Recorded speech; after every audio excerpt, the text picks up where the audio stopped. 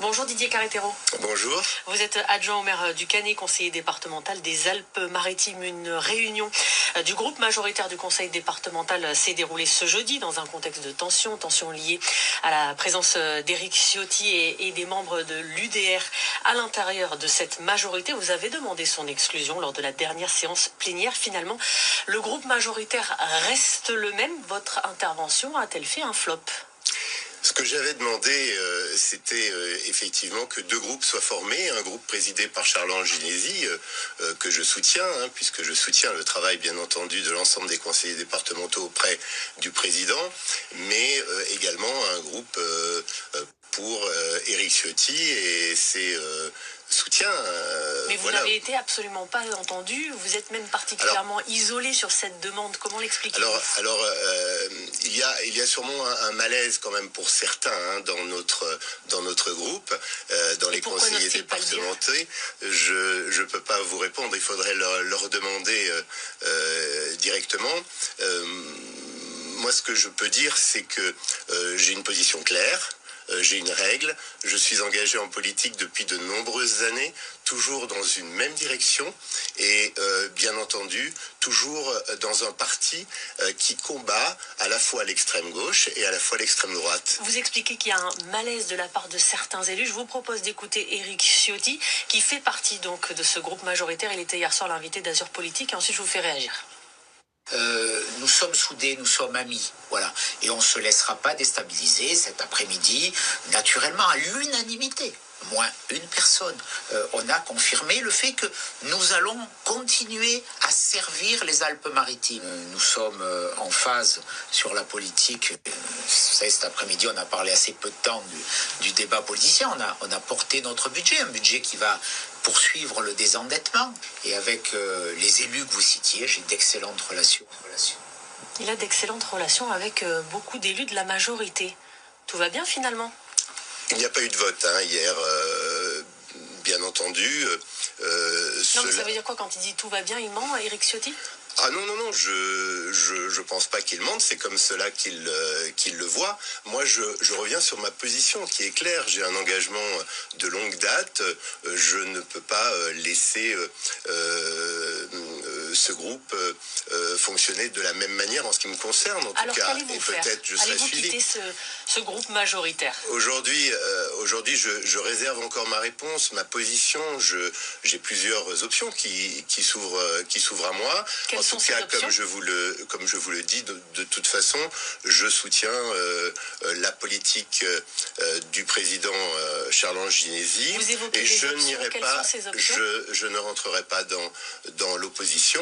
Ça n'est pas mon but. Et aujourd'hui, je suis encore en phase de réflexion. J'avais posé une question à la dernière assemblée plénière. J'attendais une réponse hier du président. Alors 15 élus dans la majorité départementale sont désormais issus du parti UDR. Finalement, Éric Ciotti n'a-t-il pas toute sa place dans ce parti majoritaire ? Comment peut-on avoir sa place dans un même groupe en sachant que on vote au niveau national contre le gouvernement Barnier, une motion de censure numéro 2, il a été numéro 2 signataire de cette motion de censure après Marine Le Pen. En même temps, on va à l'hommage à Jean-Marie Le Pen, un hommage appuyé. Récemment, vous voyez Éric Ciotti visiter le salon de l'agriculture aux côtés de monsieur Bardella et l'allée à côté avec Charles-Ange Ginesi en train d'inaugurer le stand du département. C'est pas possible d'avoir une position au national et au local. Oui, mais est-ce le lieu, ce groupe majoritaire départemental, pour importer des querelles nationales ? Cela ne peut-il pas porter préjudice aux actions menées et donc aux mares alpins ? On ne peut pas avoir une position nationale et une position différente au local en termes de politique. Faut-il voir la manœuvre de Michel Tabarot derrière votre position, député de la 9e circonscription des Alpes-Maritimes ? Alors, je suis engagé en politique depuis l'âge de 20 ans. Je suis élu depuis 1995, toujours dans la même direction, toujours à droite, et comme je vous le disais, combattant les extrêmes. Et Michel Tabarot est une proche, bien évidemment, puisque je suis adjoint au maire du Canet. Donc elle vous pousse un peu à agir de cette manière. Absolument pas, nous travaillons ensemble. Michel Tabarot fait un travail formidable au niveau national, au local dans sa circonscription, pour la ville du Canet. Philippe Tabarot également, en tant que ministre des Transports, souffle tous les jours sur le département des Alpes-Maritimes et en même temps ouvre de nouveaux dossiers. Donc je suis effectivement proche de Michel et Philippe Tabarot, mais mon engagement politique ne date pas d'hier, qu'on soit clair. Votre engagement politique ne date pas d'hier et aujourd'hui se déroule le conseil d'agglomération Cannes Pays de l'Érins. On va notamment évoquer le budget 2025. Vous ne serez pas présent, pour quelle raison ? Pour quelle raison ? Le 4 avril dernier, la ville du Canet, et j'en ai été son porte-parole, a demandé un certain nombre de travaux et de clarifications au président en séance de la communauté d'agglomération. Sur 2 dossiers, notamment. Exactement, il y avait plusieurs dossiers. Il y avait effectivement le dossier des ordures ménagères, qui était un dossier qui stagnait depuis plusieurs semaines, depuis plusieurs mois, qui aujourd'hui est en phase de se régler, et surtout le problème du BHNS, le bus à haut niveau de service, qui doit traverser l'avenue Franklin-Roosevelt, donc traverser la commune du Canet, et un désaccord sur l'emplacement tout d'abord du terminus. Et en raison de ces désaccords, vous n'allez pas aller Voilà, et ensuite un désaccord également très important sur le parking relais qui doit voir le jour sur le haut du boulevard Carnot, sur la commune du Canet. Alors, des réunions se déroulent actuellement entre techniciens. Des solutions auraient pu être apportées de la part de l'agglomération.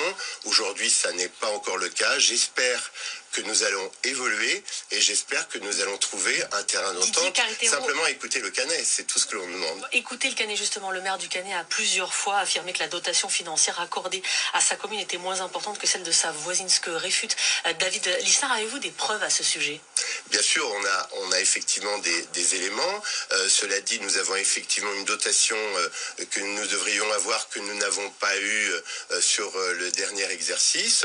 Ce que je peux dire clairement, c'est que nous voyons de nombreux travaux s'afficher dans d'autres communes de l'agglomération, dans les autres communes, Cannes, Mandelieu, Mougins. Nous attendons un certain nombre de travaux sur la commune. Nous aimerions franchement, et je le dis vraiment profondément et simplement, trouver un accord et avancer sur ce dossier. Et l'accord est possible ou les oppositions entre Cannes et le Canet sont trop profondes ? L'accord est absolument indispensable. Indispensable. Merci beaucoup Didier Carretero, adjoint au maire du Canet, d'être venu ce matin. Merci à vous.